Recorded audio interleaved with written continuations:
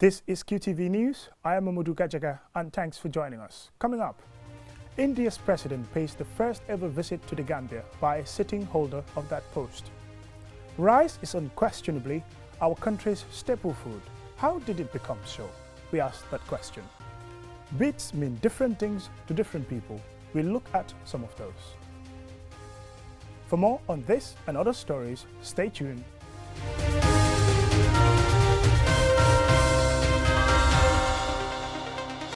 Indian President Ram Nath Kovind arrived in the Gambia on Tuesday afternoon for a historic visit to the country. President Kovind is on a three-nation West African tour and will also visit Benin and Guinea. Aliou Cisse saw him on arrival at the airport and he now files in this report. President Kovind and high-powered delegation landed at the Banjul International Airport at exactly 2 p.m. local time from Benin, where he started his tour.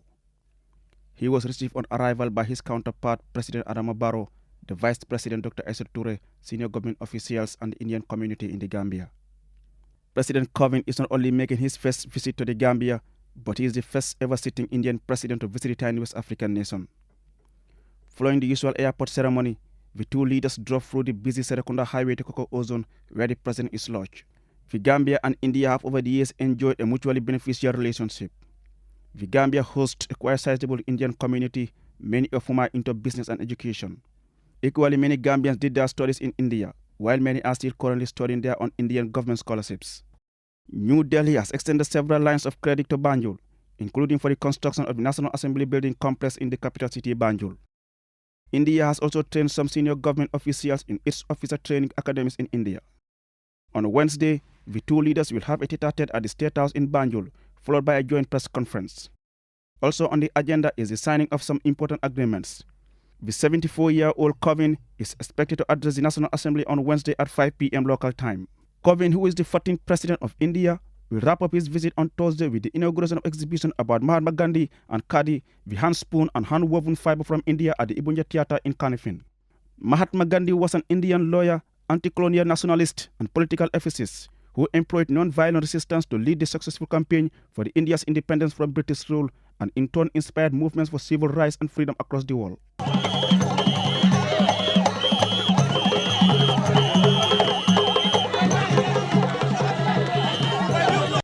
Reporting for QTV News, I am Aliou Cisse. Many Gambians love eating rice. For some, unless they have their daily portion of rice, they don't feel they have a good meal. It is far and away the country's staple food. How did rice become such an important part of our daily lives? Malik Nyang tells us more. I believe that when there is life, there is hope. When there is health, there is possibility of development. Rice, unquestionably Gambia's staple food, deserves greater attention paid to its cultivation. The question as to why Gambians eat rice most often compared to other kinds of food, for some can be linked to culture, tradition, and upbringing. Given its importance to us, we must ensure that what gets in the stomach is harmless. The fact that every household buys and consumes rice should make both sellers and consumers know what they consume. Talking to a shopkeeper, Hadi Tal, she tells us rice is what we found our parents eating, and as such, it should be no surprise that it is our staple food. We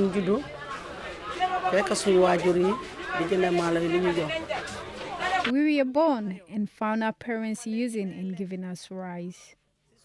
As I am talking to you, if I don't eat rice on a particular day, it will be as if I haven't eaten it for a very long time because I love rice and that is a fact. But we pray to God so that the price of rice will be reduced. We work very hard for what we want and we love rice.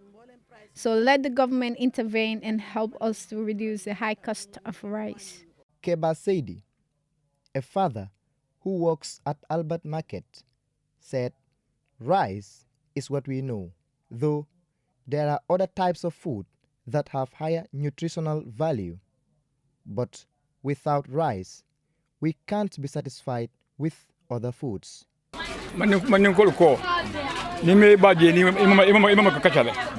There is a saying in Mandinka, if you cannot discuss with your parents, you will still be able to chat with your grandmother. Gambians love rice too much. I am used to eating rice.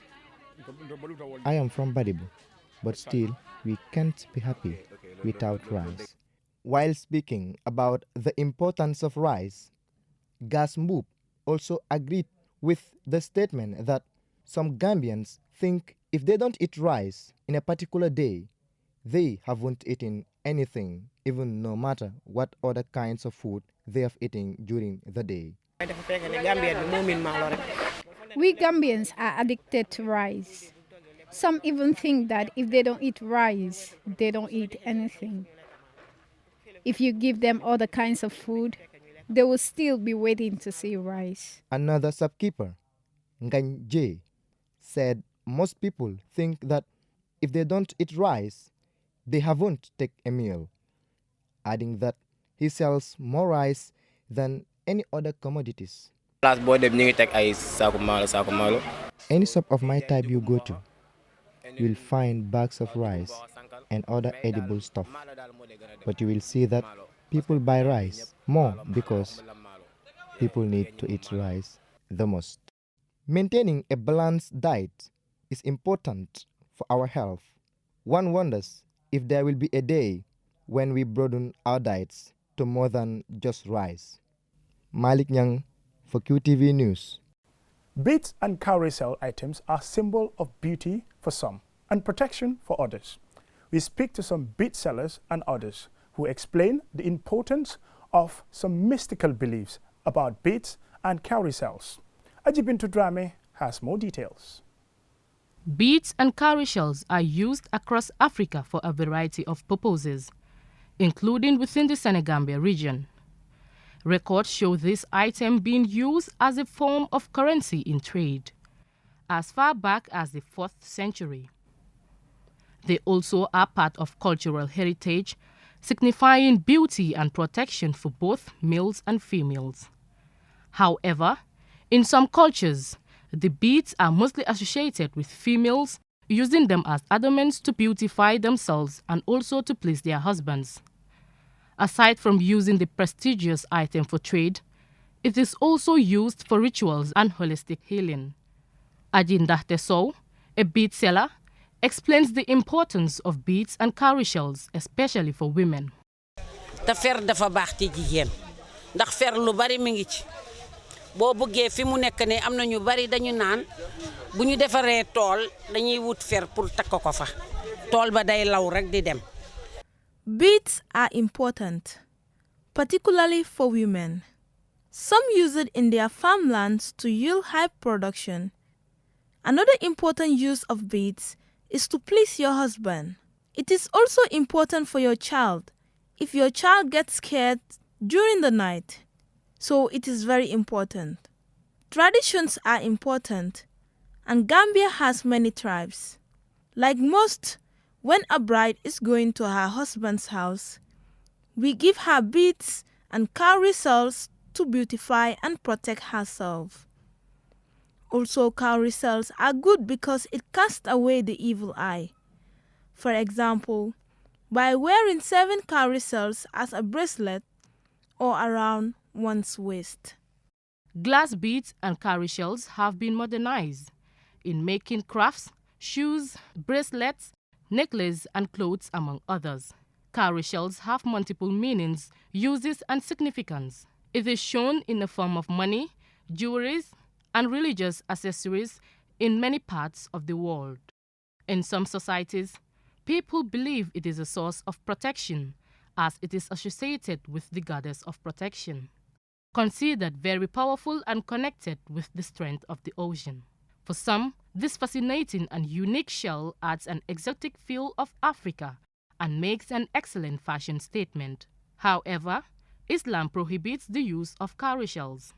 Many communities across West Africa use the shells as their divination tools.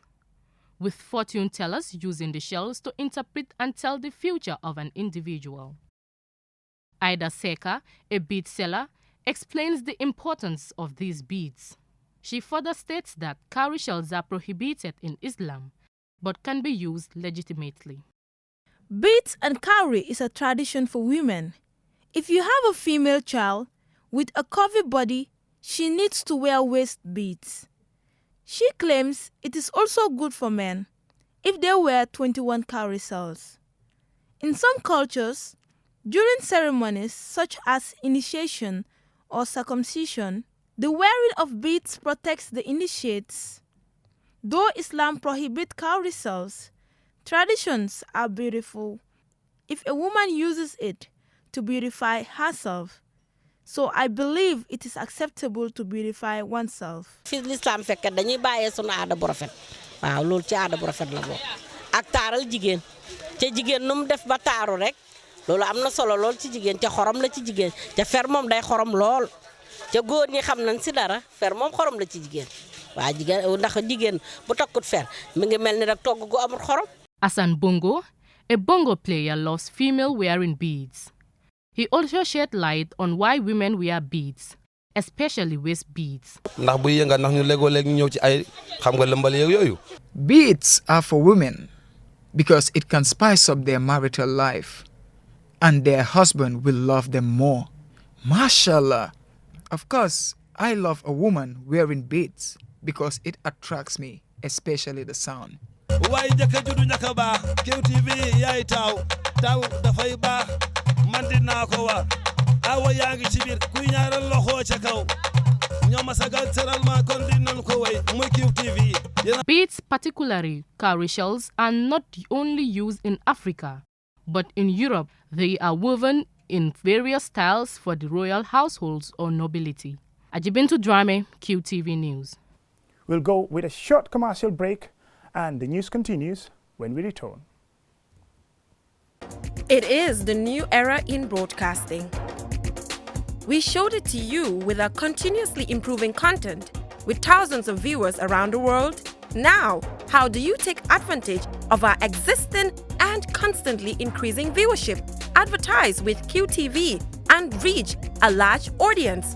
Call us on 3244 or email marketing@qtv.gm. Follow us on YouTube, Facebook, Twitter or Instagram. QTV Gambia. QTV, a new era in broadcasting. Welcome back. We have something special for you tomorrow. QTV's special-made documentary about the 30th July 1981 coup in the Gambia. We've gained unprecedented access to some of the people who experienced the ordeal, many of them telling their stories on camera for the first time. We hear from historians and political commentators and Lady Chilel Jawara, who was held captive by rebels, along with 8 of Sadauda's children, before being freed in a dramatic and audacious rescue by members of Britain's SAS. We also look at what led to the coup and some of the key players in the drama, with videos, audios and photographic images telling the whole story. Tune in tomorrow at 8:30 p.m. immediately after the news. But just before that, here's a little excerpt. We, the Gambian government, told them, and also based on other information, intelligence they had, that the incident was an externally inspired violent military action trying to topple the government. It wasn't domestically generated. It was inspired from outside and possibly even led from outside. There was impression the firm belief they came to. And you must remember that was the height of the the Cold War, the height of the Cold War. And the Kukoi coming in talking about revolution, blah, blah, revolution of the proletariat. So clearly that fed into the belief that, well, this is externally inspired coup, and therefore it fits into the kind of scenario which the Senegambia Defense Agreement called for, because it says in the event of external aggression on either state, the other states would feel committed, compelled to intervene. So they said to me, we have now come to the conclusion that this is externally inspired and maybe assisted. So we, as a sovereign state, have decided on the base, by virtue of this agreement, to intervene in Gambia, and we're going to intervene with energy, with determination. He also was able to tap into what I call the reckless approach to security by the PPP government. But having said that, I should qualify it. I think maybe the word reckless is too tough, because PPP was running a democratic government. They respected the rule of law. So really, I mean, they did not run a police state, okay, so to speak. So sometimes, I mean, there are, some, security, gaps and loopholes, which we are just normal in a country like the Gambia of 1981, free, democratic, and respecting the rule of law. You don't arrest without a warrant, for example. In those days, you cannot arrest without a warrant.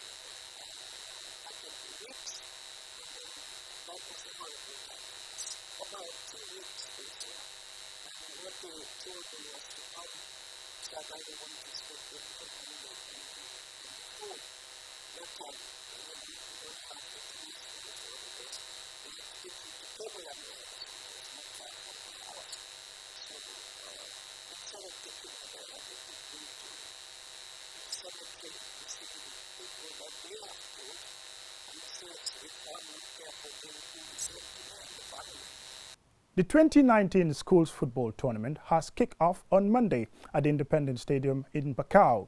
32 schools drawn from across the country in both upper basic and senior secondary schools and male and female categories will compete for glory in a week-long non-stop football championship. Babakar C witnessed day one and files in this report. The schools will gather for the 7-day competition, which also serves as a scouting opportunity for football authorities in identifying raw talent for various junior national team selections.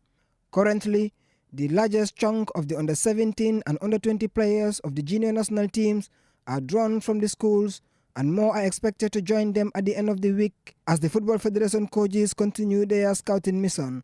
The 2019 Principals Cup is the talking point at the stadium, with senior schools, both male and female, showcasing some brilliant football skills coupled with eye-catching goals. On Monday, defending champions Gambia Senior Secondary School's female side Hamad Nasir Senior Secondary School 14-0 to send a strong signal that they are ready to defend their title. Games continued in the other playing grounds of the stadium, with St. Michael drawing Tahir 2-all and Mahad beating newcomers Nusrat 1-0. In the male category, Kabafita escaped Nasir with a 1-0 victory. Kanifin is fired 2 unanswered goals past Farafenye. And the last game of the evening saw Gambia High School drawing 1-all with Mindau in a tightly contested game played at the main bowl of the Independence Stadium. Among those watching the youngsters display their talents was Musa Njai, former Scorpions player now serving as a special envoy to the Ministry of Youth and Sports. He described day one of the tournament as amazing, stressing that the country can only achieve her dreams if the support is given to grassroots football.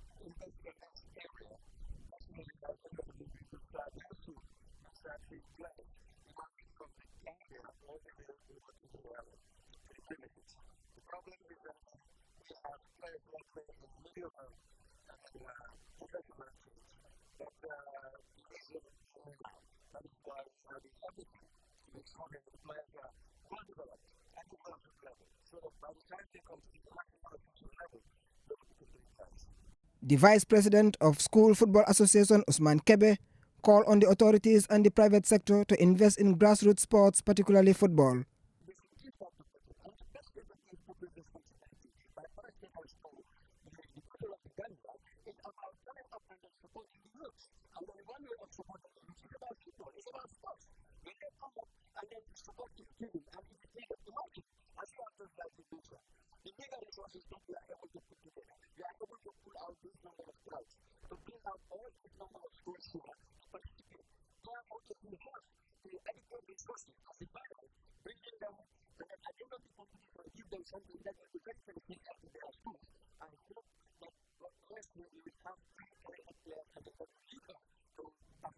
The Principal's Cup will see the winner grab $75,000 in both male and female category, with other prizes up for grabs including for the best player, leading goal scorer and the best goalkeeper. Babu Karsi, QTV News. And finally, 1,700 Gambian pilgrims have safely arrived in Medina. Our QTV reporter Babukar Sise is with the pilgrims in Medina, and he now files in this report. لبيك اللهم لبيك لبيك لا شريك لك لبيك إن الحمد والنعمة لك والملك لا شريك لك لبيك اللهم لبيك. After a long 8-hour flight from Banjul, the pilgrims finally arrived at the holy city of Medina, the final resting place of the greatest man on earth, Prophet Muhammad. At the Millennium Airport, all pilgrims went through passport, medical, and vaccination checks before boarding buses to various hotels in Medina. Here, they are expected to stay for a few days and then travel to the holy city of Mecca, where Hajj is performed. Meanwhile, at Medina, pilgrims will have the opportunity to observe daily prayers at the Prophet's Mosque, which is amongst the most sacred and holiest mosques in the world. They are also expected to visit and pray at the final resting place of Prophet Muhammad and his other two companions, Abu Bakr and Omar. All these places are historically important to Muslims with regards to Prophet Muhammad and the religion of Islam. The good news is that almost all the pilgrims from the 7 Hajj operators in the Gambia have safely arrived in Medina. Of course, all this was facilitated by the Ministry for Local Government, Lands and Religious Affairs in collaboration with the National Hajj Commission of the Gambia. Babkar Sise, QTV News, Madinatul Munawwara. Before we end this bulletin of the news, let's take a quick look at our main news stories. India's president pays the first ever visit to the Gambia by a sitting holder of that post. Rice is unquestionably our country's staple food. How did it become so? We asked that question. Beads and cowrie sell items are a symbol of beauty for some and protection for others. We speak to some bead sellers and others who explain the importance and some of the mystical beliefs about beads and cowrie cells. That's all we have for you in this edition of the news. Join us tomorrow for more news.